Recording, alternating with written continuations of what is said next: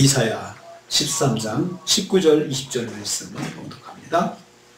이사야 13장 19절 20절 말씀입니다. 같이 봉독합니다. 열국의 영광이여 갈대아 사람의 자랑하는 놀이개가 된 바벨론이 하나님께 멸망당한 소돔과 고모라 같이 되리니 그곳에 거주할 자가 없겠고 거처할 사람이 대대에 없을 것이며 아라비아 사람도 거기에 장막을 치지 아니하며 목자들도 그곳에 그들의 양떼를 쉬게 하지 아니할 것이요. 아멘. 아멘. 오늘 말씀은 여호와께 심판받은 바벨론 도시가 완전하게 폐허가 될 것이라고 예언하는 것을 내용으로 하고 있습니다. 바벨론이 완전히 폐허가 돼서 아예 사람이 거하지 못하는 곳이 될 것이다, 이렇게 말씀하고 있습니다. 첫째로는요, 19절 전반입니다. 바벨론은 세상의 중심이고 갈대아인의 자랑이었습니다. 당시 바벨론은 세상의 중심이었습니다. 바벨론은 열국의 영광이라 했습니다. 열국 가운데서, 많은 나라 가운데서 가장 뛰어난 나라였습니다. 정치, 경제, 사회, 법률, 예술 등의 모든 부분에서 당시 중근동 세계사를 주도하였습니다. 그래서 세상의 모든 나라들이 바벨론 국가를 롤모델 삼아가지고 모방을 하였습니다. 정치를 모방하고, 경제를 모방하고, 문화를 모방하고, 예술을 모방하고, 그 바벨론은 세상의 중심이 되었습니다. 또한 바벨론은 갈대아 사람들의 자랑하는 놀이개라 했습니다. 갈대아 우루 사람들이 바벨론을 세웠거든요. 그 사람들이 BC 626년에 바벨론이라는 나라를 세웠습니다. 그리고 느부갓네살 왕이 그 왕조를 제국으로 만들었습니다.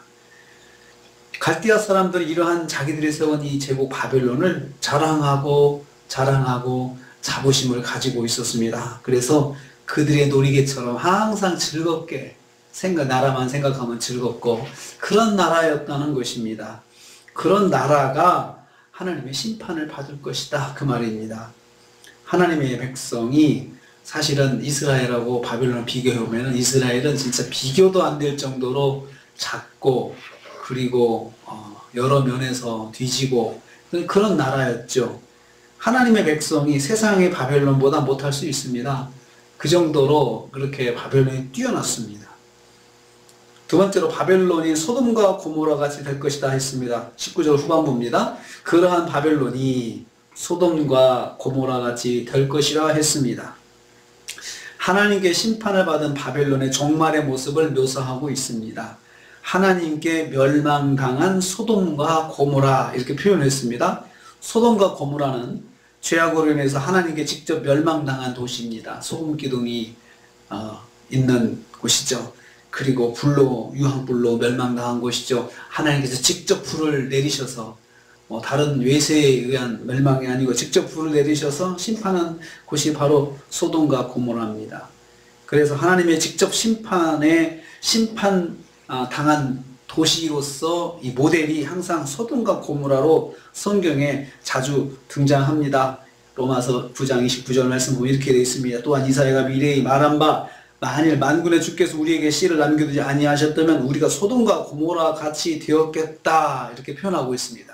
그러니까 하나님 은혜가 아니어서 우리도 소돔과 고모라 같이 망했다. 하나님께 직접 심판을 받을 모델로서 이야기할 때, 예로 이야기할 때 소돔과 고모라를 언급을 했습니다. 바벨론도 역시 그렇게 될 것이라는 것입니다. 바벨론이 커다란 범죄를 저질러서 하나님의 심판을 받아서 완전히 황폐한 곳으로 변해버릴 것이다 라고 말씀하고 있습니다. 국가도 제국도 범죄하면 하나님 심판을 받는다는 역사의 교훈입니다. 하나님께서 그렇게 하신다 그러면 심판을 받게 되어 있습니다. 세 번째로 20절 말씀 보면요, 바벨론이 황무한 곳으로 변해버릴 것이다 라고 했습니다. 실제로 역사를 보면은요, BC 539년경에 바벨론은 메대와 바세의 연합군에 의해서 패배하게 됩니다. 그로 인해서 과거의 영광이 다 사라지게 되었습니다. 그러다가 멸망당하고 1100년이 지난 후에는 또 AD 7년 정도 되었을 때 페르시아의 사산왕조가 그 바벨론을 완전히 폐허를 만들어 버렸습니다.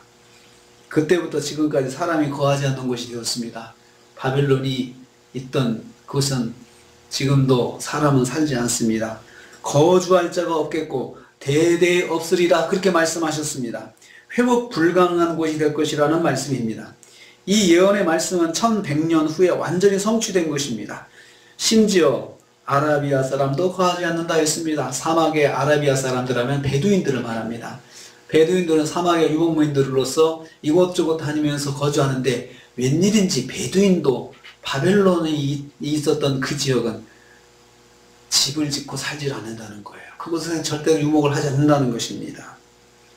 목자들이 양떼를 그곳에 쉬게 하지도 않았다. 목자들이 이리저리 다니면서 장막터로 임시 장막터를 삼아가지고 양떼도 쉬고 자신들도 쉬고 하는 그런 거처를 광야에서 만들고 사는데 어쩐 일인지 그곳만큼은 목자들도 양떼를 잠시라도 거기다 두지 않고 그렇게 하는 곳이 되었습니다. 황폐화되었기 때문에 그렇습니다. 황폐화되어 가지고 있을 수가 없는 것이죠. 하나님 말씀은 반드시 이루어집니다. 그렇게 말씀하셨는데 1100년이 지난 이후로 완전히 실현됐고 그 뒤로 지금까지 그러한 곳으로 방치가 되고 있습니다. 가끔씩 해외 토픽의 영화에 바벨론의 성터나 이런 것들이 보이긴 하지만 아주 비참하고 그리고 정말 그 사람이 지금은 아예 살지 않는 그런 곳이 되어서 어떻게 이런 곳이 그렇게 번화한 도시가 되었을까 생각을 상상조차 할 수 없는 그런 상태가 되어버렸습니다. 하나님께서 그때 이 말씀을 통해서 예언하셨는데 그대로 된 것입니다. 그대로. 하나님 말씀은 그대로 이루어집니다. 그러므로 우리가 작은 하나님의 말씀이라도 우리가 무시하면 안 됩니다. 하나님 말씀은 정신 차리고 들어야 되고 그 말씀이 내게 직접 주실 때는 내가 그것을 꽉 붙잡고 그 말씀대로 순종하려고 해야 하는 것입니다. 그렇지 않으면 나라도 개인도 하나님의 심판을 받고 그 심판대로 이루어진다는 것을 기억해야 합니다. 오늘 우리가 하루를 또 삽니다.